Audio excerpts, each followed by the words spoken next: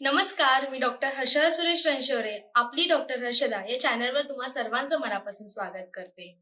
आपल्या प्रत्येकाच्याच दिवसाची सुंदर सुरुवात तेव्हाच होते जेव्हा आपली छान झोप झालेली असते.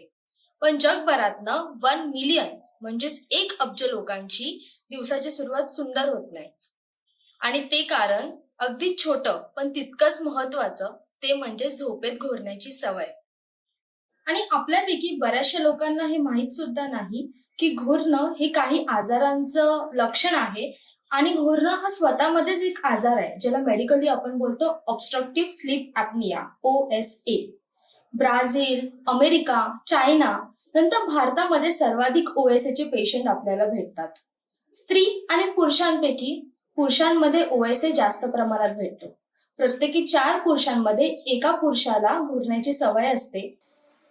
आणि प्रत्येकी 9 महिलांपैकी एका महिलेला घोरण्याची सवय असते.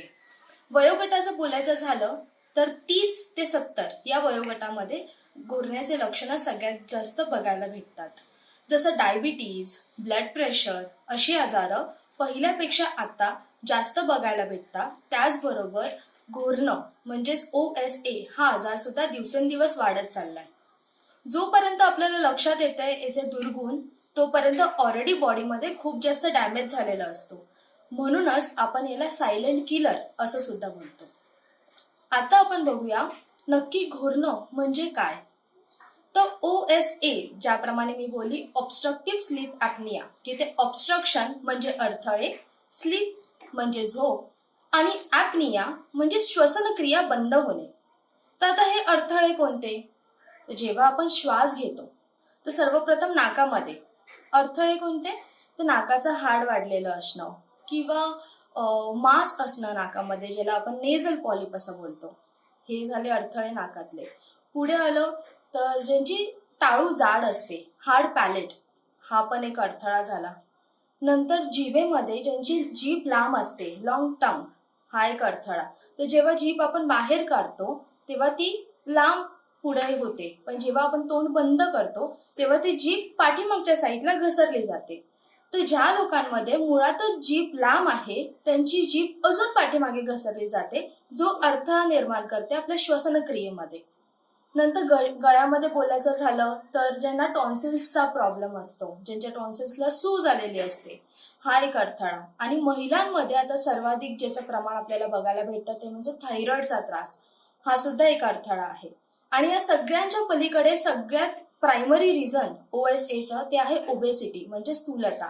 तर गळ्याभोवती वाढलेल्या फॅट टिश्यूमुळे किंवा चरबीमुळे घोरण्याचं लक्षण सगळ्यात जास्त आपल्याला बघायला भेटतं.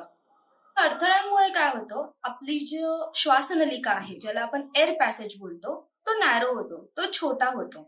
आणि झोपेमध्ये जेव्हा या अडथळ्यांच्या विरुद्ध आपण श्वास घेण्याचा प्रयत्न करतो, हवा आतमध्ये घेण्याचा प्रयत्न करतो, तेव्हा हवेचा दाब जास्त प्रमाणात वाढतो. आणि या हवेच्या दाबामुळे आपले जे अवयव आहेत ते कंपन पावतात, म्हणजेच व्हायब्रेट होतात. आणि याच व्हायब्रेशनच्या आवाजाला आपण घोरणं असं बोलतो. आता इथे प्रश्न उभा राहील की हे अडथळे दिवसा सुद्धा असतात, मग दिवसा श्वास घेताना आवाज का बरं होत नाही? तर दिवसा जेव्हा आपण ऍक्टिव्ह फेस मध्ये असतो तेव्हा आपले सगळे पॅसेजेस जे आहेत, आपल्या सगळ्या नलिका ज्या आहेत त्या कॉन्ट्रॅक्ट झालेल्या असतात. त्याची जी रुंदी जी आहे ती वाढलेली असते, त्यामुळे हवा आरामात आतमध्ये जाते. पण जेव्हा आपण झोपतो तेव्हा आपली सगळी अवयव लूज, रिलॅक्स झालेली असतात. आणि त्याच्यामुळे रिलॅक्स झाल्या कारणाने ही जी एअर पॅसेज आहे तो नॅरो होतो आणि म्हणून हवेचा दाब वाढून घोरण्याचा आवाज होतो. आता इथे 3 प्रश्न उभे राहिले. आता या त्रासाला खरंच ट्रीटमेंट घेण्याची गरज आहे का? काही ट्रीटमेंट घेण्याची, उपाय करण्याची, उपचार करण्याची गरज आहे का? आणि हा उपचार नक्की कोणी घ्यायला हवा? म्हणजे प्रत्येक जण जो घोरतो त्यांनी उपचार घ्यायला हवा का? आणि जे उपचार अवेलेबल आहेत ते नक्की कोणते उपचार उपलब्ध आहेत आपल्याला आजच्या डेटला? तर या प्रश्नांची उत्तरं मी आपल्याला पुढच्या व्हिडिओमध्ये देणार आहे. तुमचे अजूनही काही प्रश्न असतील तर ते कमेंट बॉक्समध्ये मला नक्की सांगा आणि चॅनलला सबस्क्राईब करायला विसरू नका. भेटूया लवकरच एका नवीन व्हिडिओसोबत. तोपर्यंत स्वतःची आणि निसर्गाची काळजी घ्या. धन्यवाद.